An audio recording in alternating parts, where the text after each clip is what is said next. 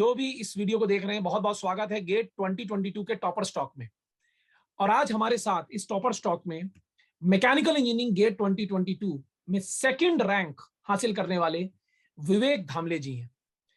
तो पहले मैं थोड़ा सा इनका ब्रीफ इंट्रोडक्शन दे रहा हूं विवेक का। Vivek has done his BTech from Vishwakarma institute of technology Pune from year 2017 to 2021. And just after that, in 2021, he appeared in the GATE examination, got 2035 rank. और 2022 में तो विवेक ने कमाल ही कर दिया। आगे के 3 डिजिट जो 2035 के थे वो हटा के सीधा सेकंड रैंक लेके आए हैं।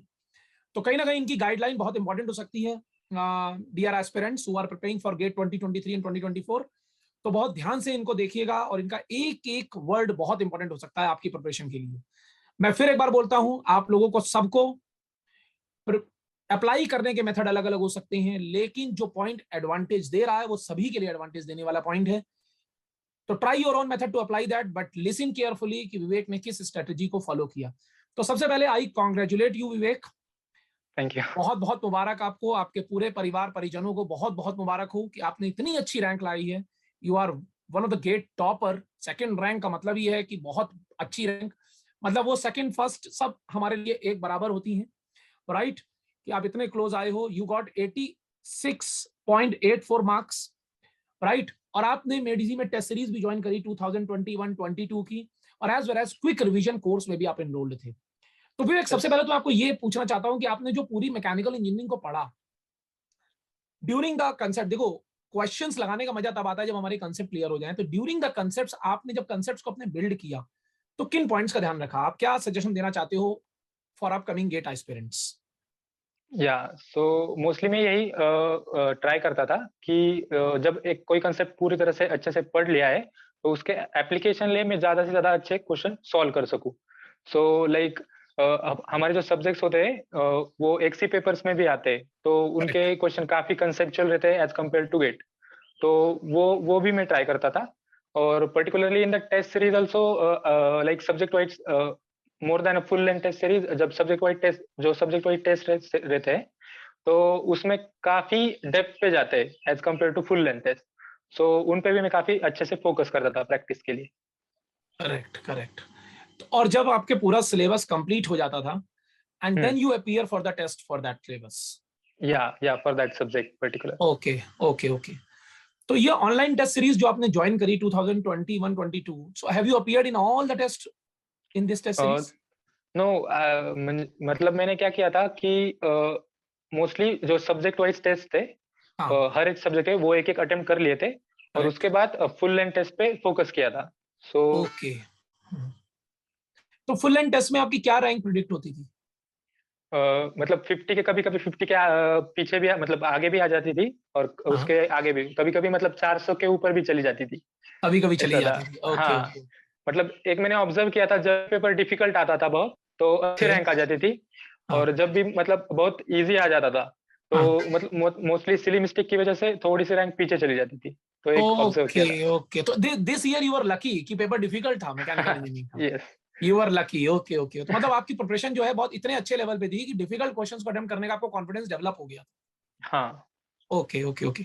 तो आपने बेसिकली जैसे किसी टेस्ट सीरीज में अगर मान लीजिए कोई क्वेश्चन आपसे नहीं निकलता था तो उस हाँ क्या क्वेश्चन पे आप आगे भी जाते थे कि नहीं हमें एक बार इसको और देखना है, ये क्यों नहीं निकला? हाँ, मतलब सॉल्यूशंस तो दिए ही रहते थे, वीडियो सॉल्यूशंस या मतलब सॉल्यूशंस वो मैं अच्छे से देख लेता था, और उसके सिमिलर पैटर्न पे कोई अगर क्वेश्चन मुझे मिल सकता है तो करेक्ट। वो भी मैं मतलब ढूंढ के मैं वो भी एक बार ट्राई कर देता था। ट्राई करते थे। रिवीजन का बेस्ट पैटर्न आपने क्या अडॉप्ट किया? बहुत बच्चे कंफ्यूज रहते हैं, सर हमने चीजें पढ़ ली और अपने हम्म, क्वेश्चंस भी लगा लिए और जो मटेरियल हमें मिला था उसके हमने क्वेश्चंस कंप्लीट कर लिए। अब धीरे धीरे टाइम निकलता जाता है तो वो चीजें दिमाग से निकलती जाती हैं। तो हाँ वो रनिंग कोर्सेज के साथ जो पीछे कवर कर लिए हमने कोर्सेज, उनका दिमाग में रहना भी बहुत जरूरी है। तो हाँ उसके हाँ। रिवीजन के लिए आप क्या स्ट्रेटेजी फॉलो करते थे? तो मैंने मतलब जब मैं प्रिपेयर करता था तो मतलब कोई अगर एक सब्जेक्ट फुल पढ़ रहा हूँ उसकी थ्योरी वगैरह, तो दूसरा एक सब्जेक्ट में साथ में रखता था कि मेरे फ्री टाइम में वगैरह में वो पढ़ सकूं, और okay. As a revision. As a mostly revision to the जो आप पहले शॉर्ट। पढ़ चुके हैं? हाँ, एज अ रिवीजन जो मैंने पहले ओके पढ़ चुका हूँ। और ओके। मतलब पूरे क्वेश्चन फिर से नहीं अटेम्प्ट करता था जो मैंने मार्क किए, मतलब बुक्स में या वगैरह टेस्ट सीरीज में जो क्वेश्चन मैंने मार्क किए वो फिर से एक बार देख लेता था। अरे उससे point to be noted my dear student, बहुत बढ़िया पॉइंट उन्होंने बोला। इससे आपका रिवीजन भी फास्ट होगा और चीजें दिमाग में आएंगी, क्योंकि एक इजी क्वेश्चन को बार बार करने का फायदा नहीं है। इन्होंने कुछ क्वेश्चंस को पहले मार्क कर लिया था कि ये क्वेश्चन हमसे फर्स्ट अटेम्प्ट में नहीं निकले थे, ये डिफिकल्ट क्वेश्चन थे, और वे रिवीजन के टाइम में उन क्वेश्चंस को दोबारा करते थे। Am I correct now, Vivek? The same thing you are saying. Yes yes. तो बहुत बढ़िया। और तो मतलब दिस वाज अ लास्ट में फिलॉसफी। दिसंबर मंथ में मैंने ये फॉलो किया था कि अगर कोई भी सब्जेक्ट मैं उठा रहा हूँ तो पहले ये सोचता था कि इसमें मुझे सबसे डिफिकल्ट क्या लगता है या मैं अभी सबसे भूल क्या गए हूँ, तो मैं एक्चुअली उससे स्टार्ट करता था रिवीजन करना। तो करेक्ट करेक्ट। जब एंड में जाते हैं तो क्या होता है कि रिवीजन थोड़ा सा बोरिंग पार्ट हो जाता है। तो जो मतलब डिफिकल्ट लग रहे हैं वो पहले ही हो जाते हैं, तो एज अ इंटरेस्ट में वो हो जाते हैं, और जो इजी है मतलब वो एंड में आते हैं तो इतना कुछ डिफिकल्टी नहीं फेस होती। इसीलिए आपका डिफिकल्ट पेपर में परफॉर्मेंस हमेशा रैंक अच्छी आती थी ऑनलाइन टेस्ट सीरीज में भी। यस। और इस बार मैकेनिकल इंजीनियरिंग का डिफिकल्ट पेपर था और आपने कमाल करके दिखा ही दिया कि मतलब आप गेट टॉपर बन गए। Second rank means GATE topper, not less than that. हम उसको कम नहीं समझते हैं, हम उसको गेट टॉपर ही कहते हैं। बहुत बहुत ही अच्छा माय डियर स्टूडेंट, बहुत ही अच्छा, आपने बहुत बढ़िया परफॉर्म किया। अच्छा विवेक, आप कुछ और गाइडलाइन देना चाहते हैं बच्चों को लेके कि किन किन कोर्सेज को हमें गेट की स्ट्रैटेजी में लाइटली हैंडल नहीं करना चाहिए, जो बच्चे कहीं ना कहीं जाके छोड़ देते हैं? आपको कुछ ऐसा कभी लगता था कि ये कोर्स यार हम छोड़ दें, फिर लगा कि नहीं छोड़ना चाहिए? नहीं मतलब पूरा सिलेबस तो हमें अच्छे से पढ़ ही लेना चाहिए गेट में वगैरह। ओके अगर कोई मतलब लास्ट लास्ट में छूट रहा है तो ये देख लेना कि उसमें से क्या फॉर्मूले बन सकते हैं या क्या न्यूमेरिकल्स बन सकते हैं, क्योंकि ओके। गेट में मोस्टली यही रहता है। मेरा थोड़ा मटेरियल साइंस थोड़ा सा वीक था, बट मैंने ये देख लिया था कि उसमें क्या प्रॉब्लम्स बन सकते हैं या क्या मतलब थोड़ा लीवर रूल वगैरह ये रहता है, तो वो अच्छे से देख लिया था, कंसेप्ट उसके अच्छे से पढ़ लिए थे। ओके, और उस पे बेस कुछ क्वेश्चंस भी लगा लिए थे? लगा लिए थे हाँ। अच्छा, गेट प्रीवियस ईयर क्वेश्चंस जो होते हैं पीवाई क्यूज, वो कितना हम्म। इंपॉर्टेंट रोल प्ले करते हैं? हाँ मतलब क्योंकि हम जब पीवाईक्यूज वगैरह लगाते हैं तो उनसे अपना कॉन्फिडेंस बिल्ड होता है, तो वो राइट, एक अच्छी चीज हो जाती है। बट इस बार क्या हुआ था, पेपर थोड़ा सा अलग अलग आ गया था वो। अलग लेवल पे आ गया। हाँ, तो शायद से एक्सी का भी हम अगर लगा सकते हैं पेपर, तो लाइक मैंने 2013 से 21 तक सारे एक्सी के मतलब जो ग्रेट मैकेनिकल ग्रेट मैकेनिकल्स के जो मतलब रिलेटेड है वो लगा लिए ग्रेट थे क्वेश्चंस। ग्रेट। देखिए क्या विवेक ने बोला है, डियर स्टूडेंट्स, आप लोग सभी लोग सुन रहे होंगे, और आई होप कि आप बिना कोई वीडियो को फॉरवर्ड करे, विदाउट स्किपिंग एनी कंटेंट, इस चीज को सुन रहे होंगे। इन्होंने 2 बार इस बात को रिपीट किया है, और ये इनकी बात नहीं है, ये एक ऐसे स्टूडेंट की टॉक है जिसकी ऑल इंडिया रैंक 2 आई है। आप सोचो, ऑल इंडिया रैंक 2 मैटर करती है, he is a GATE topper. तो ये अगर इन्होंने 2 बार इस बात को रिपीट किया, that's why I am repeating once again कि अगर आप गेट के पीवाई क्यू के साथ एक्सी पेपर का भी पीवाई क्यू निकाल लें, क्योंकि because XE paper fully focus है, जैसे XE solid mechanics and thermodynamics yes या फ्लूइड मैकेनिक्स, राइट? तो एक्सी पेपर से जो रिलेटेड जो क्वेश्चंस है वो और कंसेप्चुअल लेवल पे आ जाते हैं। तो उससे आपको एक बहुत अच्छा बैंक मिल सकता है क्वेश्चन का, जिसको प्रैक्टिस करने के बाद you will get a much more confidence, yes. Right? अच्छा, क्यूआरसी क्विक रिवीजन कोर्स का भी आपको कुछ एडवांटेज हुआ? हाँ मतलब कुछ कुछ मेरे जो टॉपिक्स थे वीक, तो मैंने उनको देखा था एज अ लाइक थोड़ा फॉर्मूला वगैरह रिवाइज करने के लिए, बट इन जनरल इतना इतना यूज नहीं कर पाया था मैं, वो तो एक क्योंकि क्विक रिवीजन है कि जैसे मतलब लास्ट में हम एक बार बस देख लें, that's more than sufficient for us, कि हमारे हम्म, दिमाग में कोई चीज मिस हो रही हो तो वो आ जाए। क्विक रिवीजन कोर्स वो करता है, हम्म, समझ रहे हैं? जैसे पूरा खाना हम लोग खा चुके हैं, अब खाना खाने के साथ ड्यूरिंग दैट अगर थोड़ा बहुत हमारी नजर पड़ जाती है कि सैलेड भी है, तो वो एक रिफाइनमेंट आ जाता है उस पूरे कोर्स को हम्म, टेक करने में।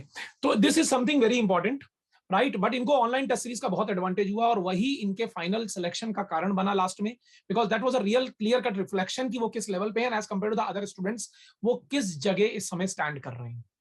That was a mirror reflection.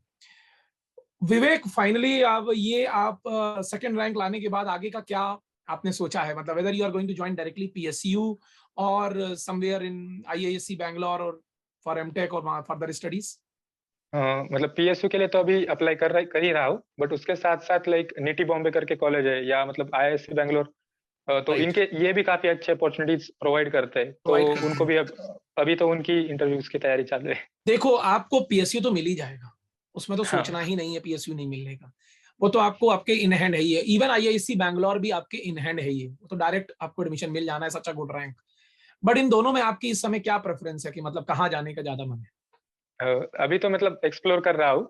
Okay, as an offer हाथ में आने के बाद फिर अच्छे से डिसाइड कर पाऊंगा।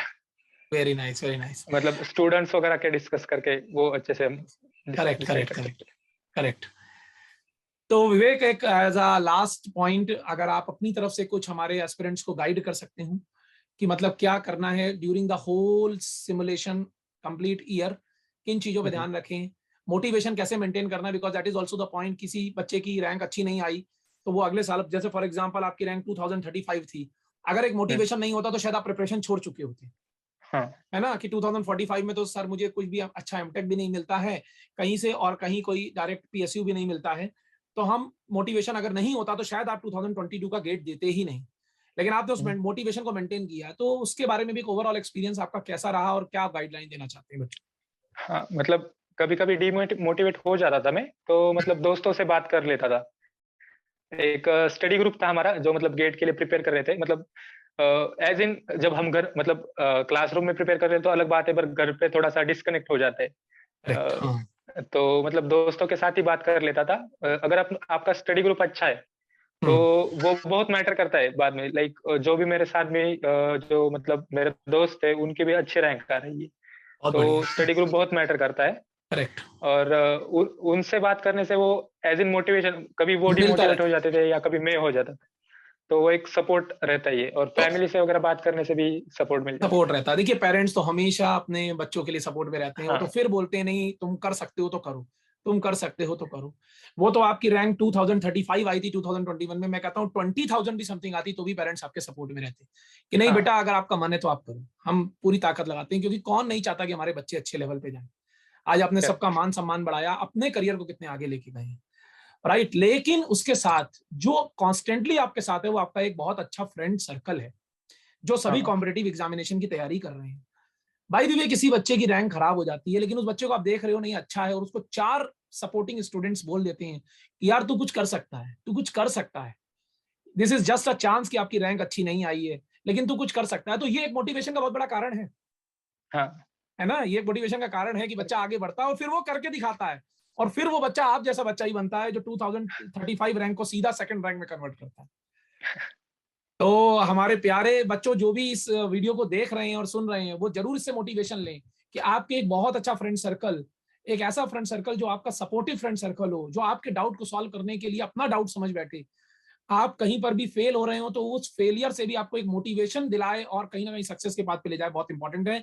तो try to make such kind of a friend circle जिसमें एक कंपटीशन की भी भावना हो और कहीं ना कहीं एक दूसरे को आगे ले जाने की भी भावना हो, right. Thank you so much Vivek, आपसे बात करके बहुत अच्छा लगा, और once again I congratulate you and your thank you sir. Complete family for securing such a good rank. May God bless you in all respects, right, and for your upcoming journey. Thank you so much. Thank you sir.